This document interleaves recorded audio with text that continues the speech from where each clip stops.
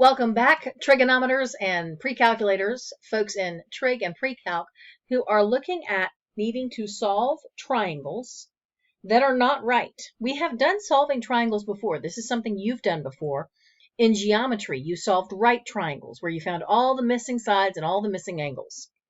Okay, so that's basically what solving a triangle means, is find all the missing sides and all the missing angles. Make sure you know what all the angle measures are and all the side lengths are. But it's different when they're not right triangles. Okay, you can't just use your right triangle trig to find your missing sides or angles. You can't use the Pythagorean theorem. You can't subtract from 90. You can't do all those fun things you do when they're right triangles. What you have to use instead is either the law of sines or the law of cosines. Okay, this is when we use these, is when we are trying to find missing sides and angles of triangles that are not right triangles. So prior to this, we didn't even know how to do that. We were never asked to find missing sides and angles for regular non-right triangles. It was just, and I shouldn't use the word regular, but just random triangles. But now we can. We can use the law of sines or the law of cosines, and they are used not just randomly. It's not just pick one and use it. It depends on what information you're given.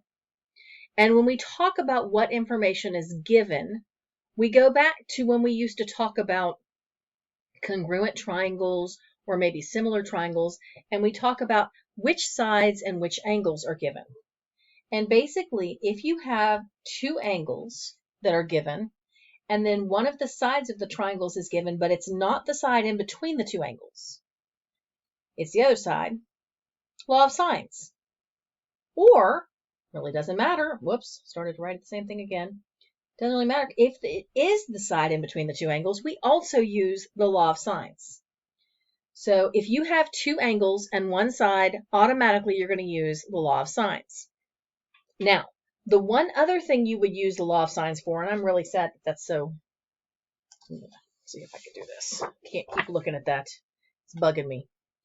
The other thing you would use the law of sines for is if you had two sides and the angle that's not in between them. Okay? Now, we specifically say in geometry there's no such thing as this because that is not a triangle congruence property. Okay? That is not, if I have this information, two sides and the non-included angle of one triangle congruent to the same two sides, or two sides and the non-included angle on the other triangle, I can't necessarily say those two triangles are congruent. So, that's why we did not have this in geometry. And here in trig, when we deal with this, and by the way, it's the same as this, it doesn't mean something different if you just turn it around. It's still special, it's still weird, it's a special case. And we call it the ambiguous case.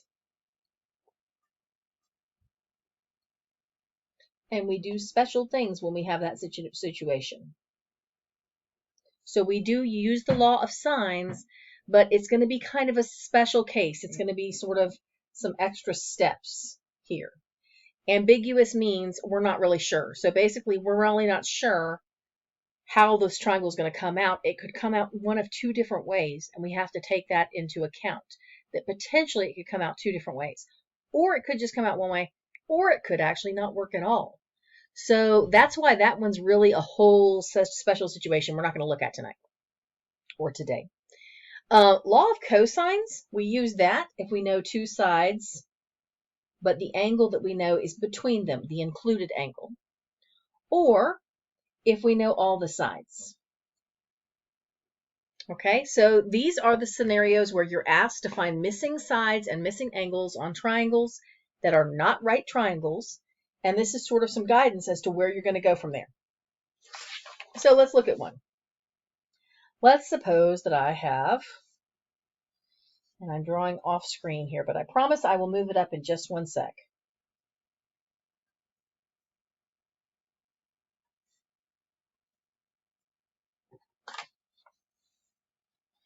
Okay, let's say I have this information and I'm supposed to solve this triangle. If I'm being asked to solve the triangle, well, I see that I already know all three sides. That really means I'm being asked to find all the angles. Okay, so like I said, I have all three sides. Those are all the S's In other words, I have this scenario, which means I'm going to use law of cosines. So let's go. All right, law of cosines. If you look it up, if you have it in your book, if you look it up on the computer, what you'll actually see is you'll see three different things. They're all really the same formula. They're just stated with respect to the different angles. Okay, so you'll see, let me just write it out here. Law of cosines.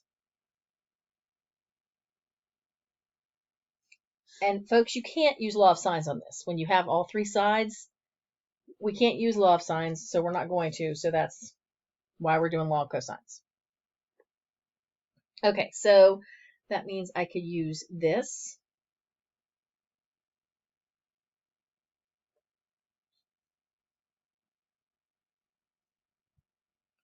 Or this.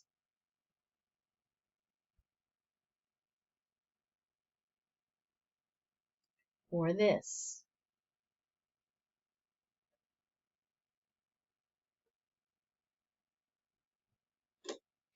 And in terms of which one you do, it really matters. What really matters is which side are you trying to find or which angle are you trying to find.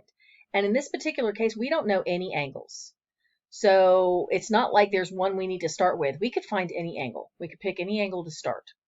So let's just go in alphabetical order and say I'm going to start by finding angle A. If I start by finding angle A here, then what I want to do is I want to choose the one of these that deals with angle A.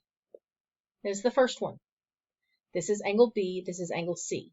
Notice that the angle, whichever angle you're dealing with, it's always the same letter. It's the angle across from the side that is isolated on one side of the equation. Okay, so if I'm going to try and find angle A, then I'm going to start with side A, which means the side across from, this is A, this is little c, and this is little b. So the side across from angle A, the side opposite angle A. So right here, this is what I need to fill into. So I fill in everything I can, and that's most things. So little a squared equals little b squared plus little c squared minus 2 times b times c times cosine of A. And remember, we don't know angle A, so we can't fill in angle A. Now here's where a lot of people, well, not quite. Next step is where a lot of people struggle on this. So let's go ahead and get there. This is 36 equals 25 plus 49 minus 70 cosine A. Okay? Here's what happens here. A lot of times people want to go ahead and combine these, which is fine, and subtract 70, which is not fine. Not at all. You have to remember that this whole expression on all of these, this is basically one number. Okay? This is all being multiplied. Multiplication comes before addition and subtraction in order of operations. So I can't take this apart and just add that 70 or subtract that 70 from these other numbers. Okay? Now, I can add the 25 and the 49, so I will do that. And that gives me 74. So here I am now. And then I can subtract the 74 from both sides. And what is that going to give me? Negative 38, I think. For some reason, I'm not feeling like I know how to subtract. So negative 38 equals negative 70 times cosine A. And now I can divide that out because that's multiplication. To get rid of multiplication, you have to divide. Sorry, it's off the screen, but there it is. So I can divide out that negative 70, but I couldn't add it or subtract it to other things. It is tied by multiplication to the cosine A until I do division to get it apart. All right, so 38 over 70.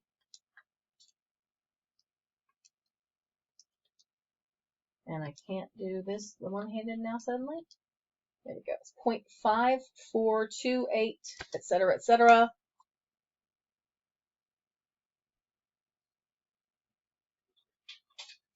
And if we know the cosine, but we need to find the angle, we do inverse cosine. It's almost like the cosine moves over here It becomes inverse cosine of this.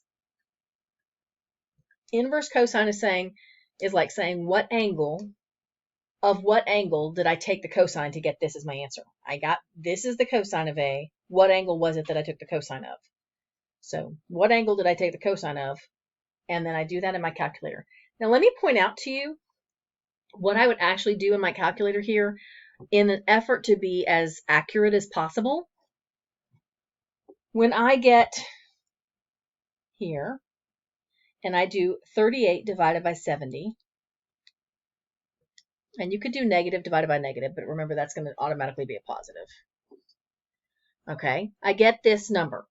Instead of, I might write this on my paper, but I probably would not then put 0.543 into my calculator again because I've already got a more accurate number in my calculator. So if I'm going to take the inverse cosine of this number, I'm just going to leave it in there and do that.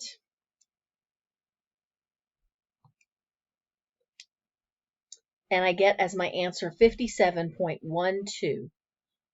And let's go ahead and round to the nearest whole degree. Degrees are one of the few things, angles are one of the few things that we tend to actually round to the whole number.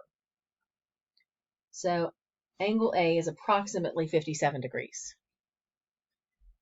All right, now I'm describing every single step very carefully, so it's really not as long a process as I just made it seem like. And we'll do the next one a little bit faster. But there's one of the angles. Now I got to go get another one. So let's go ahead. This time I'm going to find, how about angle C? Okay, so if I need angle C, I'm going to use this equation, which basically just means I'm going to put side C alone on the left. So the side C squared is the one that's isolated on one side. That's if I'm looking for angle C. So let's do this one a little faster. So we've got C squared equals A squared plus B squared minus 2 times A times C, A times B. It's always these two numbers again here, times cosine of angle C. All right, so 49 equals 36 plus 25 minus 60 cosine C. 36 plus 25 is 61. I'm not combining these because I can't. Okay, 49 minus 61 is negative 12.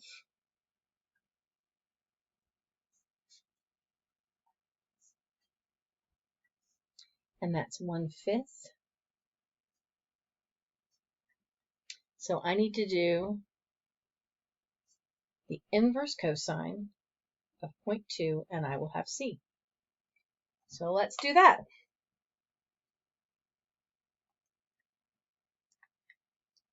I get 78.46 degrees, which is about 78 degrees.